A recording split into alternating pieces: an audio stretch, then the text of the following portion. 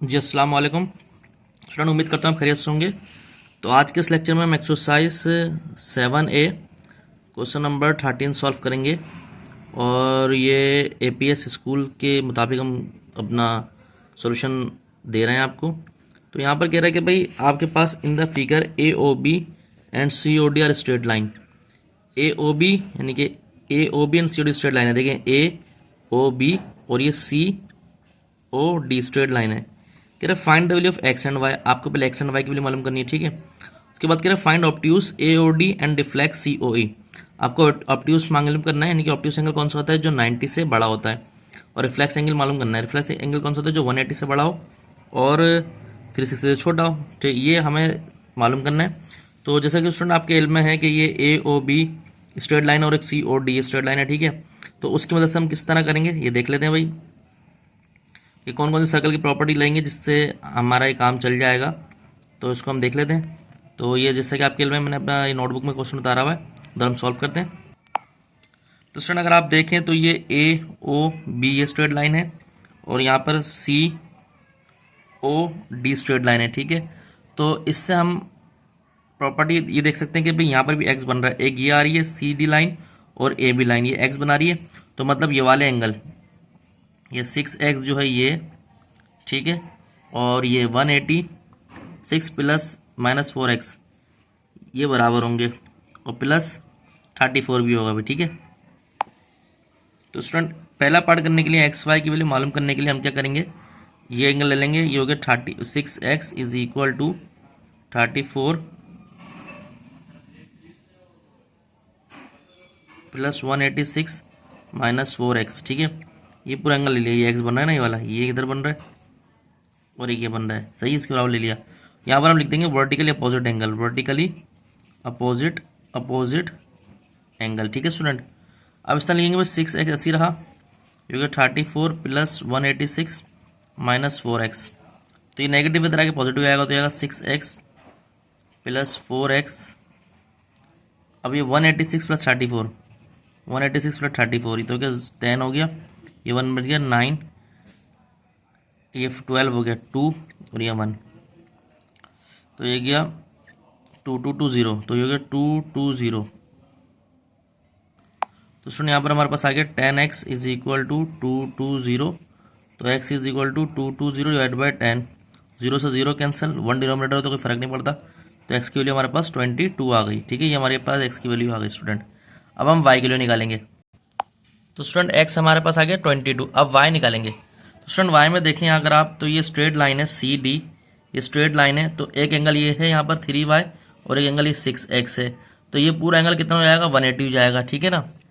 दोबारा बताया था मैं आपको, एक एंगल आपके पास ये CD लाइन है स्ट्रेट, एक एंगल इसके दरमियान क्या बनना है 3y और ये बनना है कितना, ये कितना 6x। तो यहाँ से लेके इस लाइन का एंगल यहाँ से लेके यहाँ तक के 180 हो जाएगा। तो ये हमारे पास हो जाएगा, इसके लिए y के लिए हो जाएगा, आप कल वाला करें 6x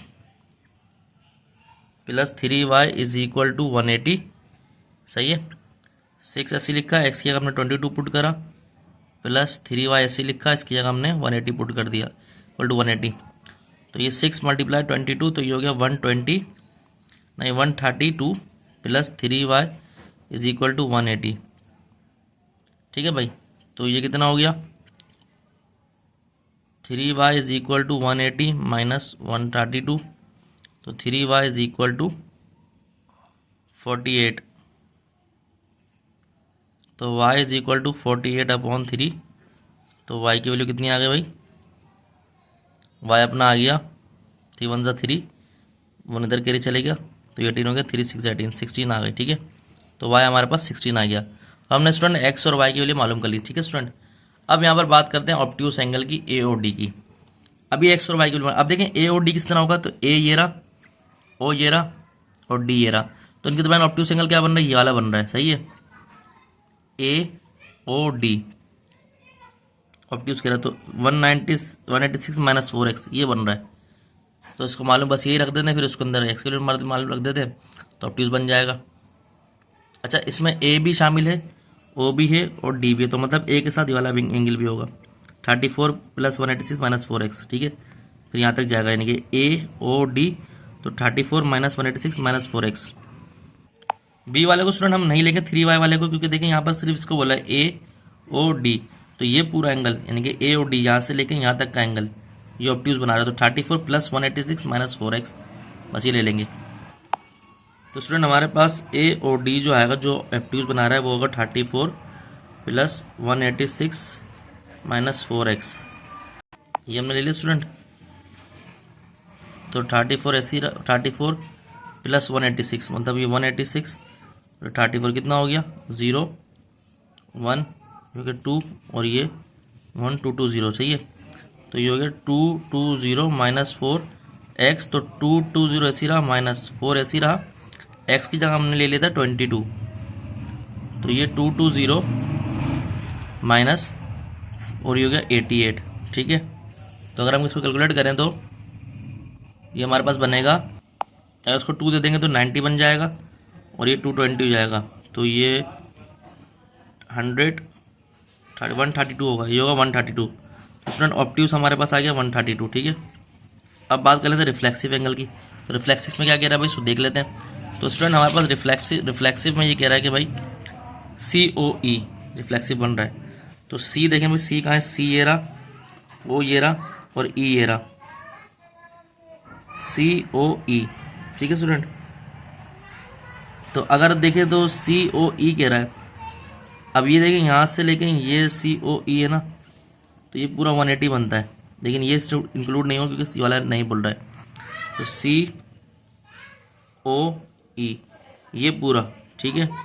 तो अब एक काम करते हैं, रिफ्लेक्सिव के अंदर ये ऐड कर देते हैं, तो जो एंगल यहाँ पर है वो यहाँ पर होगा, ठीक है भाई। ये पूरा एंगल वही है जो यहाँ पर है, तो 180। तो स्टूडेंट हम रिफ्लेक्सिव के लिए COE निकालना है, तो हम ये कर सकते हैं भाई, देखिए ये स्ट्रेट लाइन बन रही है, ये 180 बना रही है, ठीक है। तो 6x plus 3y equal to 180 बना रही थी, तो ये हमारे पास आ जाएगा, ठीक है। तो हम इस तरह लिखते हैं भाई COE plus 6x plus 3y equal to 180। तो स्टूडेंट हम लिखेंगे COE प्लस, और हमारे पास क्या था भाई 6x plus 3y equal to 180, 6x plus 3y equal to 180। तो COE हमें चाहिए, ठीक है। प्लस 6 ऐसे लिखा, इसकी अगर 22 लिखा, जो एक्स की वैल्यू थी, प्लस 3 ऐसे लिखा, वाई की वैल्यू हमारे पास थी स्टूडेंट, वाई की वैल्यू हमारे पास 16 है और यहाँ हो गया 180। तो COE ये plus 132 plus 48 is equal to 180। तो COE इज प्लस ये 48 को अगर मैं 132 से मल्टीप्लाई करूँ तो ये 132 48, तो ये 10 ये 1 ये 8 और ये 180, तो ये 180 इज इक्वल टू 180। तो ये COE तो बस बनेगा नहीं इस तरह से, ठीक है, इस तरह से तो कुछ नहीं बन रहा। तो अब क्या करेंगे भाई COE के लिए, आप सिंपल जो करेंगे ये करेंगे कि, तो COE के लिए स्टूडेंट वाला स्टेप तो करेंगे नहीं, तो ये होगा यहाँ से लेके यहाँ तक का बन रहा है, ठीक है, ये 186 सही है, और माइनस 4x, ये देखें COE निकालना है, तो ये 34 भी हो गया, ये भी हो गया, सही है। तो आप एक काम करें, अगर देखें तो ये पूरा जो एंगल होता है ये पूरा स्ट्रेट, ये यहाँ से लेके यहाँ तक का जो बनेगा ये पूरा 180 बनेगा, 180 प्लस 186 माइनस 4x कर दे सिर्फ, तो आंसर आ जाएगा। तो स्टूडेंट ये स्टेप नहीं करेंगे, ये मैं क्रॉस कर देता हूँ, ये तो मैंने अपनी उसके लिए सीखने के लिए कर दिया था। तो हम क्या करेंगे भाई 180 COE निकालने के लिए भी मैंने आपको बताया था, 180 प्लस 184 माइनस, और ये दिया हुआ था, क्या था भाई देख लेते हैं, ये हमारे पास है 4x, 186 माइनस 4x, 186 ही दिया हुआ ना, देख लेते हैं पीछे भाई स्टूडेंट, जी 186 दिया हुआ है, ठीक है। तो 186 माइनस 4x, तो ये हो गया 180 प्लस 186 माइनस 4x की वैल्यू हमारे पास कितनी आ गई भाई 22। तो 880 360, ये हो गया 366 माइनस, और ये हो गया 188। तो आपके पास जो आंसर आएगा, तो आप क्या करते हैं भाई ये 278, तो ये जो आंसर आएगा वो आपने लिख लें यहाँ पर, सही है। तो ये आपकी वैल्यू आ रही है COE की। तो स्टूडेंट उम्मीद करता हूँ लेक्चर आपके समझ आएगा। तो अगर आपको लेक्चर अच्छा लगा, लाइक और सब्सक्राइब करें, दोस्तों में शेयर करें, मज़ीद वीडियो आपको मिलते रहेंगी। ध्यान रखें। अस्सलाम वालेकुम।